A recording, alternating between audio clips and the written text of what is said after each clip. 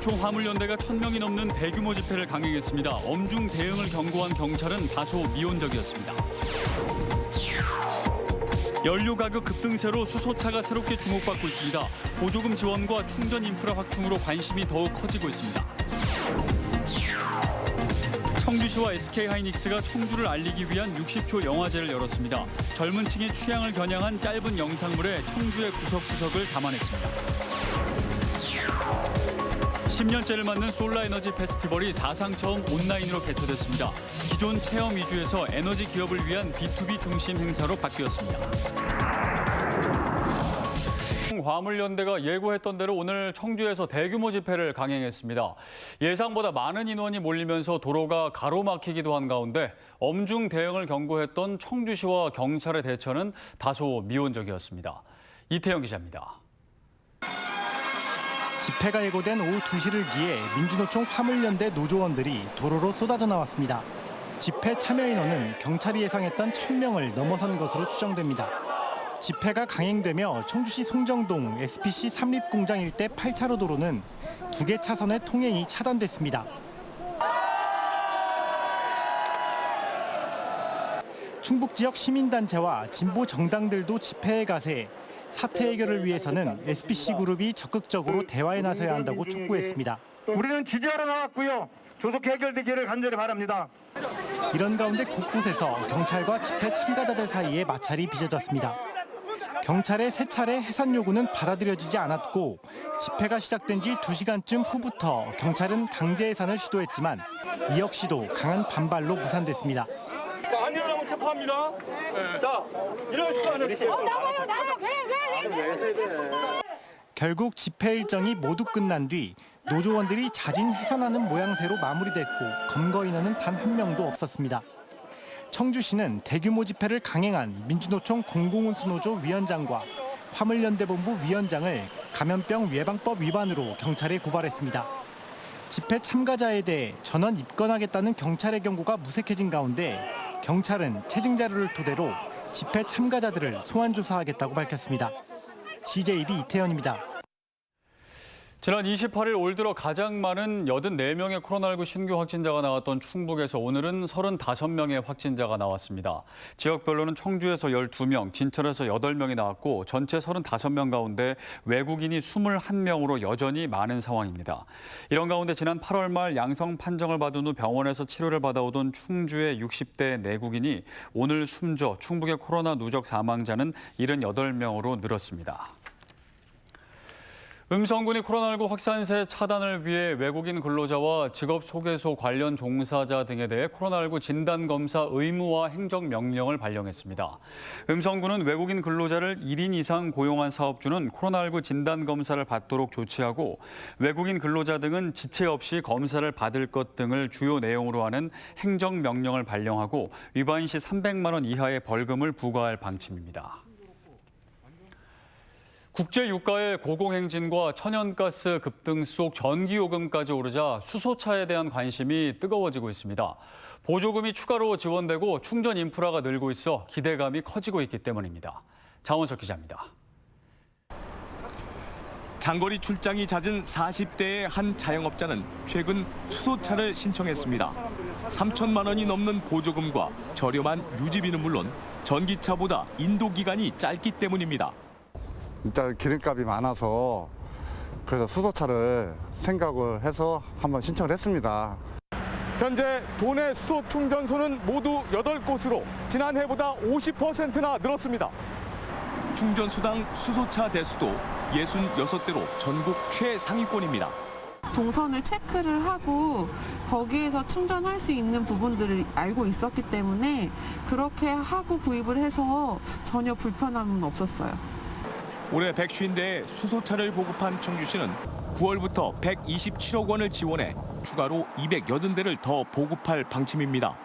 추가 신청을 받자마자 80여 대가 신규 신청했고 60여 대가 출고를 기다리고 있습니다. 충청북도는 정부의 2030 수소차 100만 대 보급 정책에 맞춰 수소 모빌리티 확산에 주력할 계획입니다. 올해 수소차 전기차 보급이 9월 현재 313대를 보급을 했고요. 저희 수소차 한 대당 3,350만 원을 부조금을 지원해서 올해 총 1,086대를 보급할 계획이 있습니다. 충전 인프라가 미약하고 차종이 제한돼 수요 확대에 한계가 있었던 수소차가 연료 가격 급등세로 새롭게 주목받고 있습니다. CJB 장원석입니다. 청주시와 SK하이닉스가 60초짜리 짧은 영상을 통해 청주를 알리기 위한 영화제를 열었습니다. 젊은 층의 취향을 겨냥한 짤 영상에는 직지와 수암골, 삼겹살 거리 등 청주 곳곳의 역사와 문화, 관광 명소가 소재로 다뤄졌습니다. 조용관 기자입니다. 한 청년이 청주에 가볼 만한 곳곳을 옮겨다니며 소개합니다. 옛 대통령 별장인 청남대와 대청호, 문희문화재단지, 청주의 야경까지 짧지만 인상적인 영상이 눈길을 사로잡습니다. 가는 곳마다 셔터음을 멈출 수 없는 도시, 청주에서 함께하세요. 붓으로 홍덕사지와 고인쇄 박물관, 초정행궁, 상당 산성 등을 빠르게 그려나갑니다. 직지가 태동한 청주시가 세계 최고의 반도체를 만들어내는 도시로 변모해 나가는 역사성과 발전상을 담아냈습니다. 최고에서 최고로, 직지에서 반도체로. 청주시와 SK하이닉스가 공동 개최한 60초 영화제의 수상작들입니다. 전국의 여중생부터 40대 남성까지 36개 작품이 출품됐습니다. 보시는 분들로 하여금 이곳에 가면 뭐 노잼 도시라는데 생각보다 볼 거, 뭐 즐길 거, 먹을 거 많다 이런 것들을 알려드리고 싶은 게 직지의 역사가 지금의 청주를 만들었고 지금 청주에서 만들어지고 있는 반도체가 또 앞으로 청주의 미래를 만들어간다는. 처음 열린 60초 영화제에는 현존 최고의 금속 활자본인 직지를 비롯해 청주역과 삼겹살거리, 연꽃 방죽 등 청주의 구석구석을 영상에 옮겨놨습니다. 젊은 층의 취향을 겨냥한 영상물은 짧고 빠른 전개와 다양한 촬영, 편집 기법이 동원돼 각종 정보들을 자연스럽게 노출시키고 있습니다. 시대에 맞는 홍보 전략으로 60초라는 속에서 아주 멋진 게 많이 나오니까 아마 내년도에 더 참여가 되면 더 좋을 것 같습니다. 60초짜리 짤 영상은 청주시 공식 유튜브와 각종 행사에서 상영돼 숨은 청주의 매력을 대내외에 알리는 데 활용됩니다. CJB 조윤광입니다. 충청북도와 청주시가 공동 주최하는 솔라에너지 페스티벌이 10회째를 맞았습니다. 올해는 코로나19 확산 방지를 위해 사상 처음 온라인 방식으로 개최됐습니다. 구준회 기자입니다. 2021 솔라 에너지 페스티벌에 소개된 BIPV, 즉 건물 일체형 태양광 발전 시스템입니다. 단열과 방수, 내구성 등 건자재 기능에 태양광 발전 기능까지 갖췄습니다. 건물 외벽으로 쓰이는 만큼 컬러도 다양하게 생산됩니다. 건물을 지을 때 골조만 있는 상태에서 벽이라든가 지붕을 설치하지 않고 바로 이 시스템을 설치함으로써 공사비도 줄이고 공사기간도 단축하면서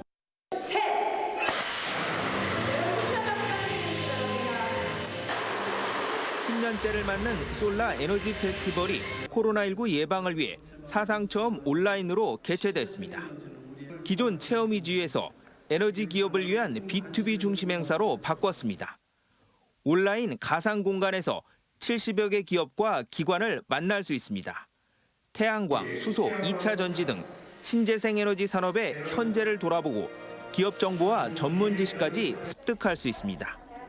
온라인 수출 상담에는 기업들에게 실질적인 도움이 될 전망입니다.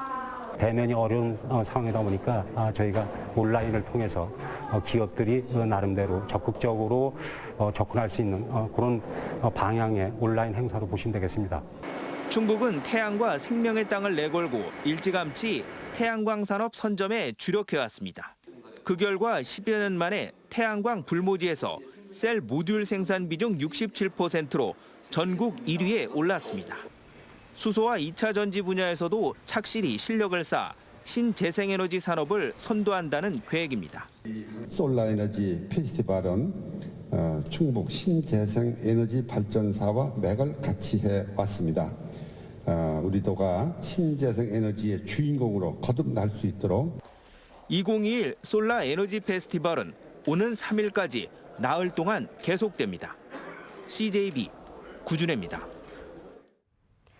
일과 생활의 균형을 맞추는 워라밸은 이제 우리 사회에서 선택이 아닌 필수가 되어가고 있죠. CJB는 앞으로 한 달 동안 워라밸의 현 주소와 미래상을 그려보는 시간을 마련했는데요.